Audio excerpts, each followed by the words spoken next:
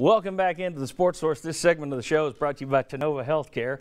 Tenova.com is where you can learn more about them. The prospect of prostate cancer is a scary one, I know firsthand, and 1 out of 6 men watching today will deal with prostate cancer themselves. Do what I did. Turn to Tenova. Their Men's Health Center of Excellence can really walk you through the process, all the options, all the treatment options.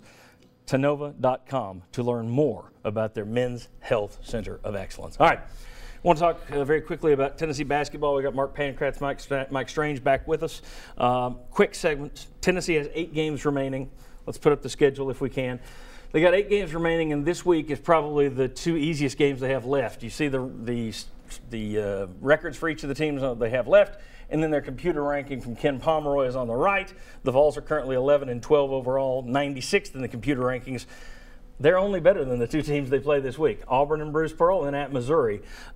Any chance at all, I've gotten this a couple of times, of this team making the NIT? I thought I would tee that one up and allow you guys to answer.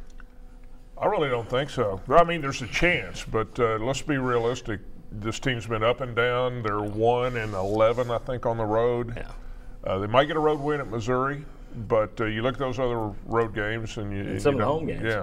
Yeah, no, I think they can get back to 500 this week, and then I don't know, all bets are off. Yeah, I think it's going to be. I think you're going to finish either 1 game above or 1 game below 500. The NIT has changed, Mark. It's no longer get to 500 in a power league and you get in. Now they have to take all of these champions. Well, I like that. It's a better tournament because if they have to take champions from the smaller leagues, there's no real hope here for the NIT unless they go on some run that we haven't seen coming. Yeah, and there's a lot of SEC teams vying for NCAA spots that they're not all going to get in the dance, and that's going to push some of them into the NIT. Look, our fan base is great, though, so from a money-generating standpoint, because our fans do show up for the NIT, there'd be a chance, but the win-loss record's just not going to allow it. Yeah. Last year, the NIT took 3 SEC teams.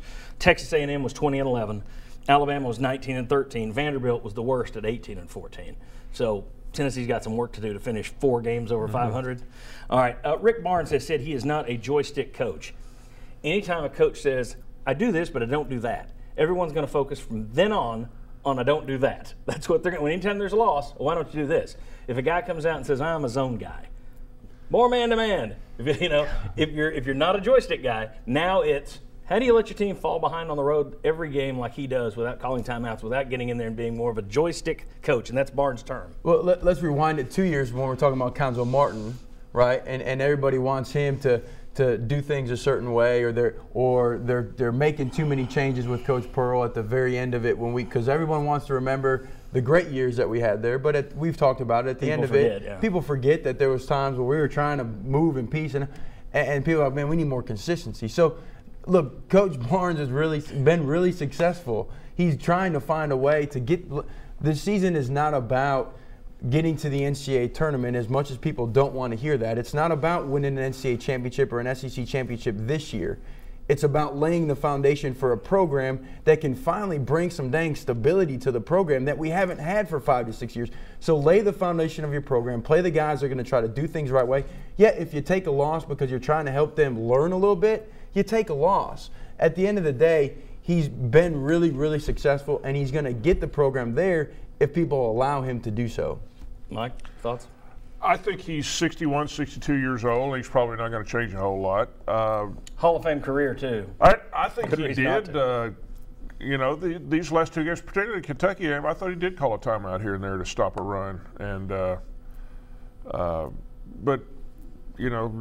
like I said before, I think the best thing for Tennessee fans to do this year is enjoy the big moments and just kind of get through the other ones. I would look at it this way. A lot of people before the season looked at this and said it's not going to be a good year. It's going to be a bad year. Turns out right now it's an average year. Just literally right there, you're at 500, it's an average year. So to me, the biggest issue is not coaching. Whether joystick coaching or not, the biggest issue with this team is something that people spotted way back in the summer, and that's the roster itself. All right, when we come back, some impressive numbers regarding Tennessee's roster. Why 2016 looks great. You're going to be surprised with it. And then why 2017 looks a little sketchy. Come on back on the Sports Source.